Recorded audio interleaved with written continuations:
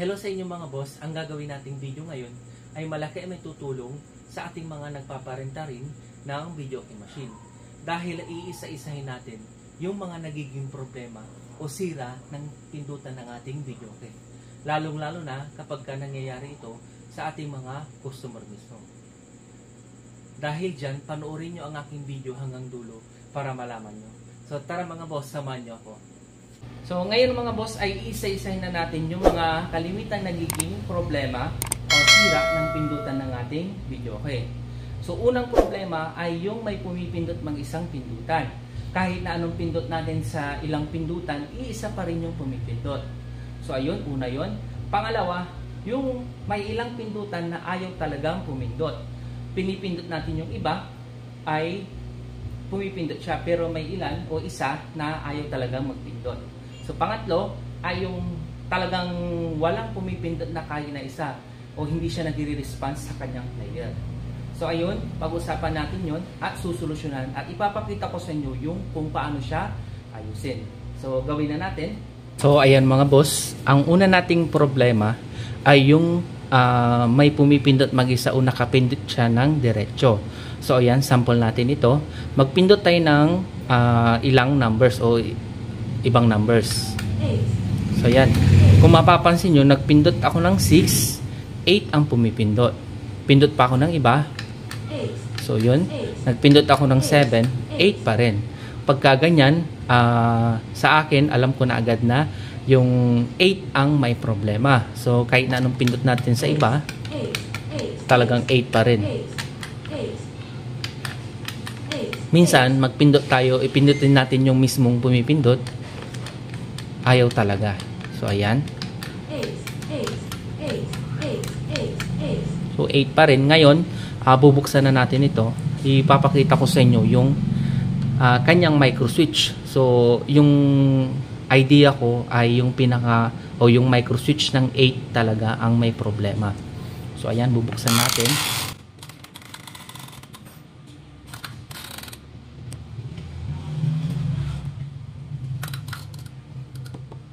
Ayan, kung makikita nyo rin pala mga boss, ay nakailaw ng diretso yung kanyang indicator light. So may kapag ganito, tendency talaga na may pumipindot na diretso na isang pindutan. So yun yung sinasabi kong yung 8. So kahit na anong pindot natin, 8 pa rin, kaya nakailaw yung indicator light na yan. So ayan, imbes na nakapatay yan, nakailaw siya, no? So ayan. So ayan, syempre bubuksan natin yung kanyang micro switch dito sa 8. Yung iba naman nagpapalit agad ng micro switch, pero ako mga boss ay pwede pa natin yan remedyuhan. So ayan. Dahil na rin sa kalumaan o sa tagal na rin, dahil pinipindot mag-isa, minsan kinakalawang yung sa may loob nito. So ayan, kapag kinalawang yung sa loob nito, talagang nag-stack up o pumipindot siya ng diretso. Ito, bubuksan natin ito mga boss at ipapakita ko sa inyo yung loob niya.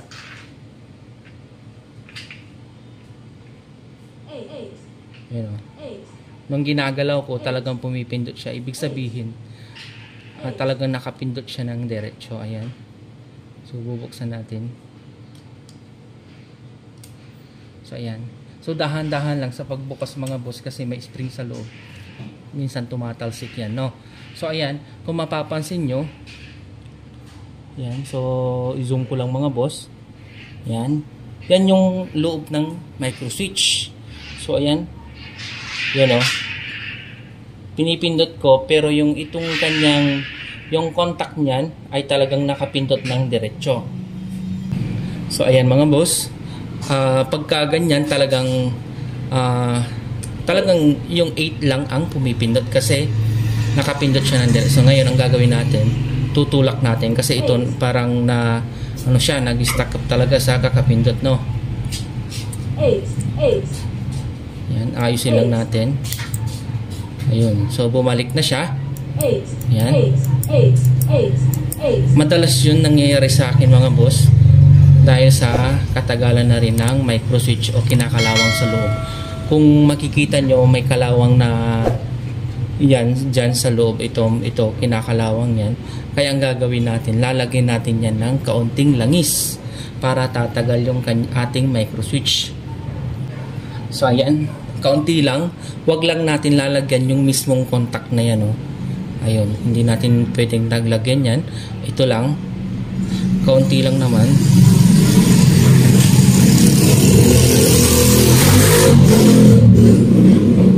So ayan, nilagyan na natin.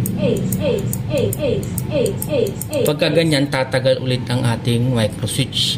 So yun yung solusyon o kung paano siya ayusin yung pumipindot na diretsyo na pindutan. So ayan, isarado na natin mga boss. Nga pala mga boss, na encounter ko na rin yung stop ang pumipindot mag-isa. So paano nyo malalaman? Kasi ang stop, hindi siya siyempre nagsasalita na, hindi tulad ng mga numbers na stop. Kapag ka-stop, sa ano pa lang, pag mag-play sila ng music, ay nag-play nga siya, pero nag-stop. Or yung mga naka-reserve na kanta, minsan nangyari na rin sa akin yun mga boss, ay marami nang naka-reserve na kanta, tapos biglang biglang nag-stop lahat ng kanta o na-cancel lahat ng kanta. So pagka ganun, tignan natin agad yung stop, kasi yun yung kapag syempre diba, nagpipindot tayo ng ini-stop natin yung mga kanta, stop yung pinipindot natin. Kaya kapag pipindot niya ng diretsyo, ay talagang mag-i-stop yung mga naka-reserve na kanta o yung kasalukuyang kanta mismo. So ayun. So yun yung solusyon ng pumipindot mag-isa mga boss. So isang encounter ko na rin mga boss, yung tempo. So bumibilis yung kanta, yung pala pumipindot mag-isa yung tempo plus. So ganun lang ang ginawa ko, nilagyan ko lang ng langis, binuksan ko siya, yung na-deform na wire ay na-deform na sa loob ng micro switch ay nilagyan ko lang, inayos ko lang at nilagyan ko siya ng kaunting langis. So hanggang ngayon okay pa siya, hindi na tayo nagpapalit ng panibagong micro switch. So ayun mga boss, ay yung sample ko sa pumipindot mag-isa. Ngayon punta tayo sa pangalawang problema. Yun yung may ayaw pumindot sa pindutan, yung iba naman pumipindot. Nangyari na rin sa akin yon, ayaw talagang pumindot ng 7 at 9. Ang kapag nagda-diagnose kayo ng ganon, yung hindi pumipindot tapos may pumipindot yung iba, ay ibig sabihin i-check natin yung micro switch nya. Wala nang, halimbawa natin yung 8, yan. Kapag yan mga boss ayaw talagang magpindot, ang gagawin natin, i-check natin o pag-shortin natin yung dalawang wire na yan. Halimbawa yan, ito, pagditikitin natin yan dalawang yan. Kapag nag-response o pumindot siya sa kanyang player, ay ibig sabihin sa loob ng micro switch yung problema. So ayun, bubuksan natin yan para maipakita ko sa inyo yung nagiging problema niya. So ayun.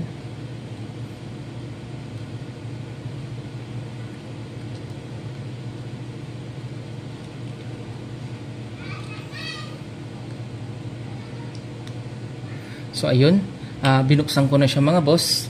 Ang nangyayari kasi dyan mga boss, kapag pinindot natin yan, ay pinagdikit natin yan at pumipindot siya, yung sa may loob niya, yan mga boss, oh, focus natin, yan, yung pagitan na yan, may posibilidad na may alikabok na hindi siya talaga nagko-contact yung dalawang yan. Kahit na anong gawin natin pindot, ay ayaw talaga. So pagka ganun, kumuha lang tayo ng liha or kahit na blade cutter o flat na bagay na pangkaskas lang natin dyan sa may pagitan na yan. So nangyari na yun sa akin mga boss. Ang ginawa ko lang, kumuha ko ng blade cutter at kinaskas ko ng maigi. Yan, kaskas lang natin yan kasi yung alikabok andyan sa pagitan na yan, kaya hindi siya nagko-contact. Kahit na anong pindot natin ay ayaw talagang magpindot. So may posibilidad na ganun. Minsan dahil sa katagalan, yung spring niya sa loob natanggal o naputol. Pagka ganun, magpapalit na tayo ng panibagong micro switch para kasi pagka ganun, hindi na natin yon pwedeng ayusin. So mura lang naman ito, sa online nasa 8 pesos depende sa shop, no. So ayun. Yung pangalawang problema nito o yung posibilidad na problema na ayaw pumindot ay yung kahit na pinagdikit natin yan at ayaw pa rin mag-response yung dalawang wire na yan, pinagdikit natin yan, ayaw mag-response sa kanyang player, ay check natin yung kanyang wire. Minsan natatanggal yung hinang niya, pero kapag na-check natin yan nakadikit pa rin sa kanyang yung wire dyan sa may micro switch at ganun pa rin, check natin yung linya. Minsan yung ibang wire niya, yung kasundan niya, doon pala naputol. Tulad niyan, yung 8 naka-connect sa may 9. So ayan, may posibilidad na natanggal sa may wire niya o naputol. Tapos tignan natin yan, hanggang sundan lang natin yung wire niya hanggang sa PCB board. Minsan nahihila ito. Ito. Pakita ko sa inyo. Yan. Nahihila dyan. Dahil nahihila dyan, na tatanggal yung ano dyan, yung wire dyan sa loob. So ayun. Pagka ganun mga boss ay lagi nating i-check yung wire nya. So ayun.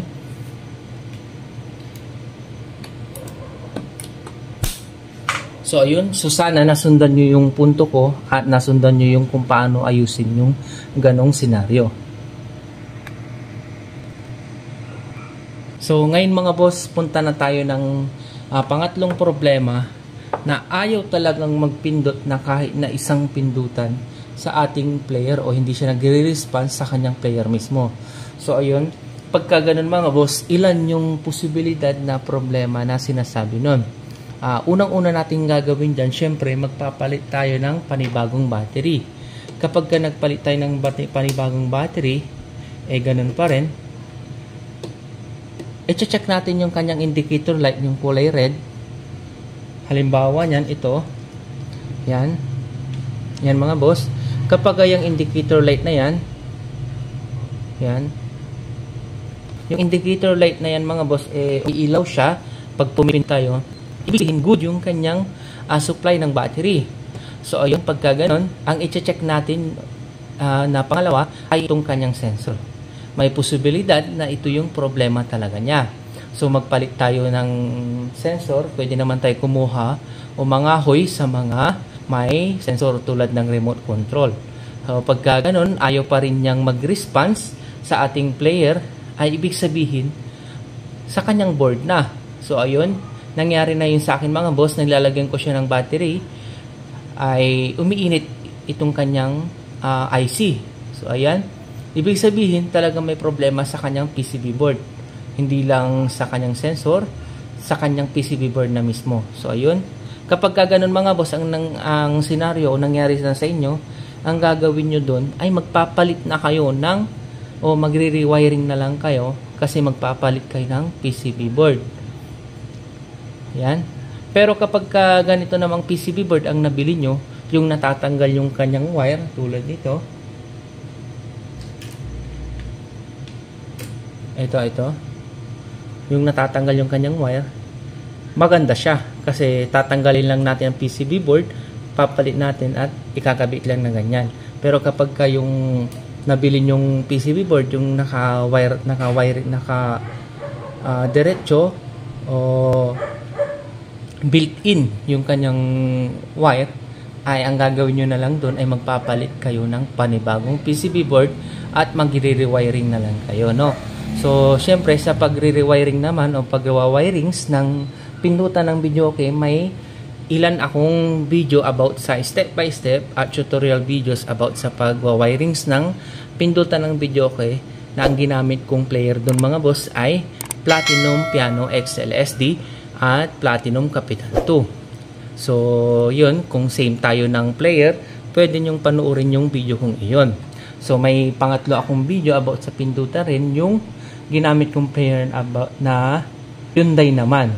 So step by step kong tinuro doon kung paano ang tamang pag-wirings at pagbabasa ng wiring diagram. So ayun. So tapos na tayo doon mga boss. Yung isang senaryo na sinasabi ko na ayaw talagang magpindot ng pindutan, yung kapag nagpalit na tayo ng panibagong battery, ganun pa rin. At tignan natin yung kanyang indicator light. Kapag yan hindi umiilaw, ibig sabihin, check natin yung supply ng battery.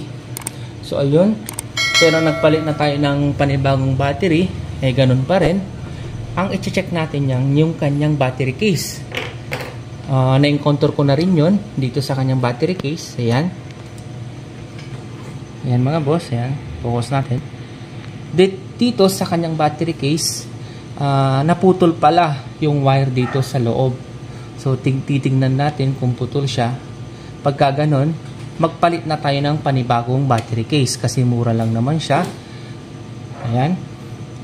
Tapos, i-check din natin yung wire na papunta ng PCB board. Yung kagaya nito. Ayan. Check natin yan. Kung may tester tayo, check natin yan. Tester natin. Minsan natatanggal yan sa loob. Kaya ang gawin na lang natin dun ay magpalit tayo ng panibagong battery case. So ayun lamang po mga boss. Yun lang ang gusto kong i-explain sa inyo at kung paano ayusin yung mga ganitong mga problema ng pindutan. So ayun lamang mga boss. Sana na-explain ko nung maigi yung punto ko at yung kung paano mag-ayos ng pindutan ng video. Okay. So, ayan mga boss, sana may natutunan kayo sa aking video ngayon at hanggang sa muli nating tutorial videos. So, salamat sa inyo mga boss and God bless po.